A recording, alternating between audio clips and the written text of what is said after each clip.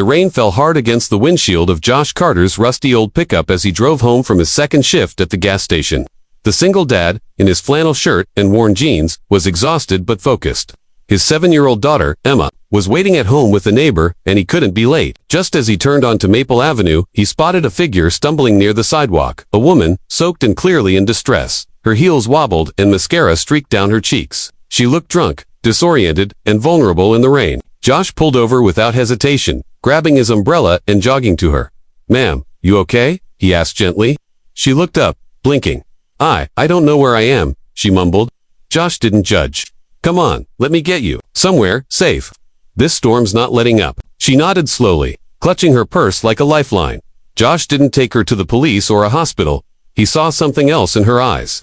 Instead, he offered his home, a simple 2-bedroom trailer in a modest part of town.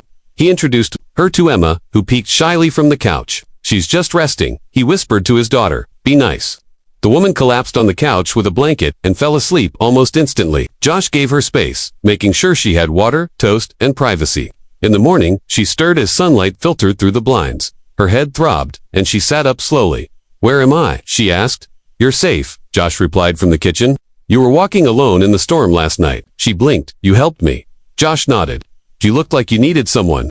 She looked around at the small, clean home, the child's drawings on the fridge, a secondhand coffee table. Her throat tightened. She introduced herself as Evelyn, just Evelyn. She didn't say more, and Josh didn't pry. He just offered coffee and smiled kindly. Emma offered her a drawing of a son. "That's you," she said, "because you were sad." Evelyn almost cried. The kindness, the warmth in this tiny home. It broke something inside her. After breakfast, she offered money, but Josh shook his head. "I didn't help you for that." Evelyn looked stunned. "Not many people would do that." Josh shrugged. "I believe in doing right, that's all." Then Evelyn asked, almost testing him, "What if I told you I was a CEO?" Josh just smiled. "I'd still have offered you the couch." Evelyn looked at him, searching his face. She'd spent her life surrounded by people who only saw value in her wealth. This man, he saw a woman in trouble. For the first time, in years, she felt safe. Evelyn left that afternoon in a car a friend had arranged. She scribbled a note with her phone number and insisted Josh call her if he ever needed anything.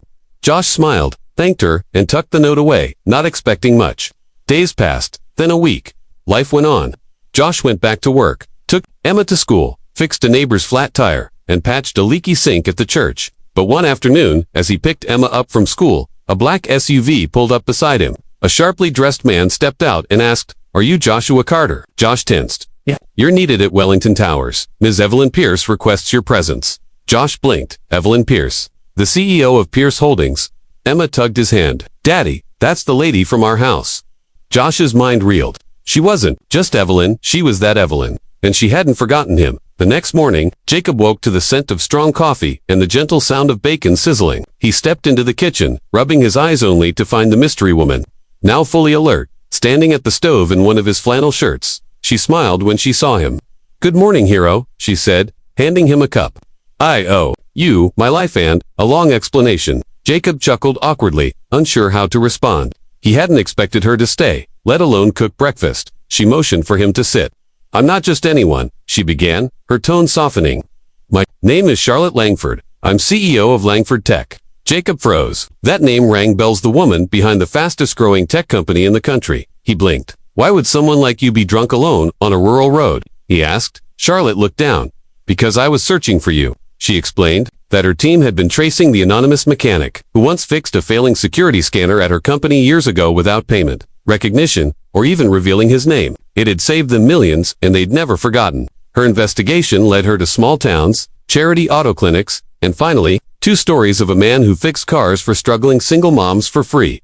"You," she whispered. "It was always you." Jacob was stunned. He'd helped people his whole life, never seeking reward. Now the woman he'd unknowingly saved twice, once with tech, and once with kindness, stood in his home, grateful beyond words.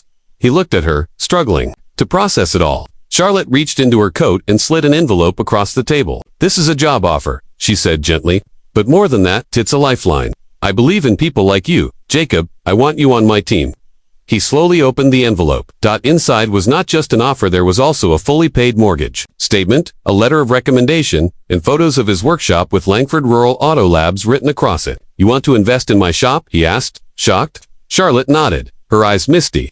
Yes, your compassion deserves more than just survival. It deserves a platform. You've already built a reputation without knowing it. I'm just giving it wings.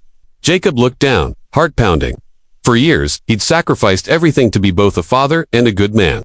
Now, the world seemed to finally see him. I don't know what to say, he whispered. Say yes, Charlotte smiled, her voice cracking, and maybe take me out for coffee not as a CEO, but as the woman you carried through the rain. Jacob smiled for the first time in years. Truly. Yes, he said. And I think I already have the perfect place in mind.